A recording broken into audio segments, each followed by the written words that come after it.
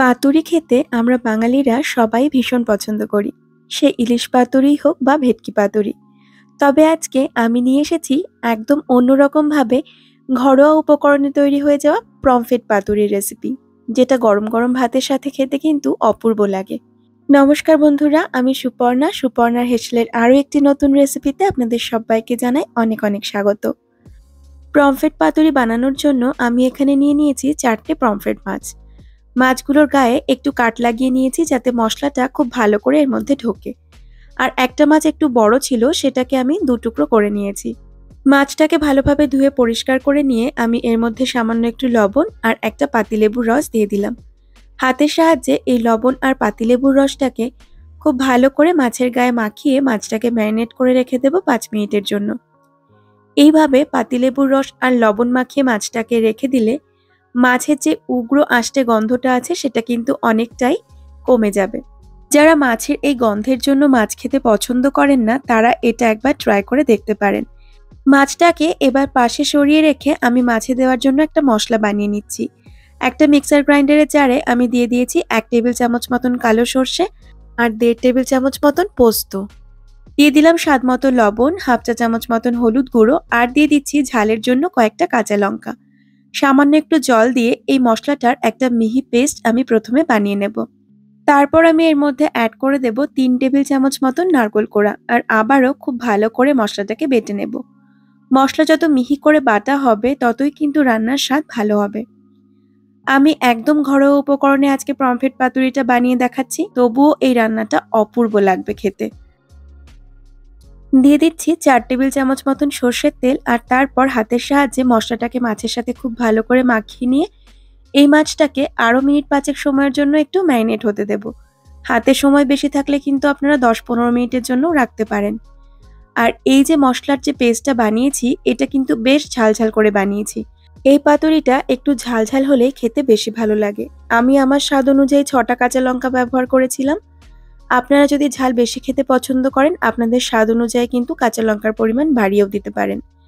খুব ভালো করে দেখুন মশলাটাকে মাছের গায়ে আমি মাখিয়ে নিচ্ছি। আর যেহেতু মাছের গায়ে একটু কাট লাগিয়ে নিয়েছিলাম, তাই মশলার সমস্ত ফ্লেভার এবং স্বাদটা কিন্তু খুব সহজেই মাছের মধ্যে ঢুকে যাবে। এবার আমি পাতুরি বানানোর জন্য নিয়ে নিয়েছি একটা কলা পাতা। আর এই কলা পাতাটাকে না আমি একটু গ্যাস ওভেনের ওপরে এপাশ ওপাশ করে সেঁকে নিয়েছি। এতে করে কলা পাতাটা খুব সহজেই নরম হয়ে যায়, ফোল্ড করতে সুবিধা হয়। কলা পাতা সেঁকে না নিলে ফোল্ড করার সময় পাতাটা ভেঙে যায় বা ফেটে যায় আর মশলা কিন্তু বাইরে বেরিয়ে আসে। দেখুন আমি বেশ খানিকটা মশলা সহ একটা মাছ দিয়ে দিয়েছি, ওপর থেকে একটু সর্ষের তেল দিয়ে একটা কাঁচা লঙ্কা দিয়ে ভালো করে এবার কলা পাতাটাকে মুড়ে একটা সুতোর সাহায্যে বেঁধে নেব। এইভাবে কাঁচা সর্ষের তেল আর কাঁচা লঙ্কা দিলে ফ্লেভারটা কিন্তু ভীষণই ভালো আসে। আমি কলা পাতাটাকে ডাইরেক্ট গ্যাসের ওপরে এপাশ ওপাশ করে একটু সেঁকে নিয়েছিলাম, তবে আপনারা চাইলে রুটি সেঁকা তাওয়ার ওপর দিয়েও কিন্তু এপিট ওপিট করে কলা পাতাটাকে সেঁকে নিতে পারেন। তাতেও কলা পাতা খুব ভালোভাবে নরম হয়ে যাবে। দেখুন আমি একটা পাতুরি এখানে বানিয়ে নিয়েছি আর একই রকমভাবে বাকি পাতুরিগুলোকেও রেডি করে নিয়েছি। এবার এই পাতুরিগুলোকে সেঁকে নেওয়ার পালা। এই পমফ্রেট পাতুরি কিন্তু একদম কম সময়ে তৈরি করে নেওয়া যায় আর খেতেও লাগে গরম গরম ভাতের সাথে অপূর্ব। দেখুন আমি গ্যাসের ওপর একটা তাওয়া গরম করে নিয়ে তার মধ্যে কিছুটা সর্ষের তেল দিয়ে দিয়েছি আর তারপর একটা একটা করে পাতুরি এখানে বসিয়ে দিচ্ছি। প্রথমে তাওয়াটাকে ভালো করে গরম করে নিয়েছি, তারপর গ্যাসের ফ্লেমটাকে একদম লো করে দিয়ে পাতুরিগুলোকে একটু সেঁকে নিচ্ছি। গ্যাসের ফ্লেমটাকে কিন্তু অবশ্যই করে এই পর্যায়ে লোতে রাখতে হবে, তা না হলে কলা পাতাটা তাড়াতাড়ি পুড়ে যাবে আর মাছটা ভালোভাবে সুসেদ্ধ হবে না। মিনিট 3 মতন একটা পাশ হয়ে গেলে আমি এগুলোকে উল্টে দিচ্ছি আর অপর পিঠও 3 মিনিট মতন এরকম হতে দেব। তারপর আবারও উল্টে দিয়ে এপাশ ওপাশ করে 2 মিনিট 2 মিনিট টোটাল 4 মিনিট এটাকে সেঁকে নিলেই তৈরি হয়ে যাবে। 10 মিনিটের থেকে একটুও বেশি সময় লাগে না এই পমফ্রেট পাতুরি তৈরি হতে। দেখুন গ্যাসের ফ্লেমটাকে একদম লোতে রেখেই এপাশ ওপাশ করে আমি মিনিট 10 সময় ধরে এই পাতুরিগুলোকে একটু উল্টে পাল্টে সেঁকে নিয়েছি। এবার এই পমফ্রেট পাতুরিটাকে আমি সার্ভ করে দেব গরম গরম ধোয়া ওঠা ভাতের সাথে।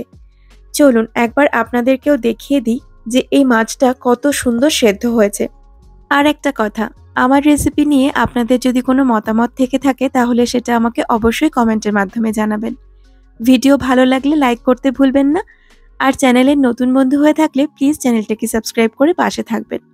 দেখুন মাছটা কত সুন্দর নরম হয়ে গেছে, একদম সফট। খুব ভালোভাবে সেদ্ধ হয়েছে আর এর থেকে দারুণ একটা গন্ধও কিন্তু আসছে। যেহেতু নারকোল কোড়া অ্যাড করা হয় তাই এটা খেতে ভীষণই ভালো লাগে। ঘরোয়া উপকরণে পমফ্রেট মাছের যদি ভীষণ টেস্টি কোনো রেসিপি খেতে ইচ্ছে করে, এইটা একবার ট্রাই করে দেখবেন। আশা করি আপনাদেরও ভীষণ ভালো লাগবে। আজ তবে এইটুকু। হাজির হয়ে যাব খুব তাড়াতাড়ি নতুন রেসিপির সঙ্গে। ধন্যবাদ।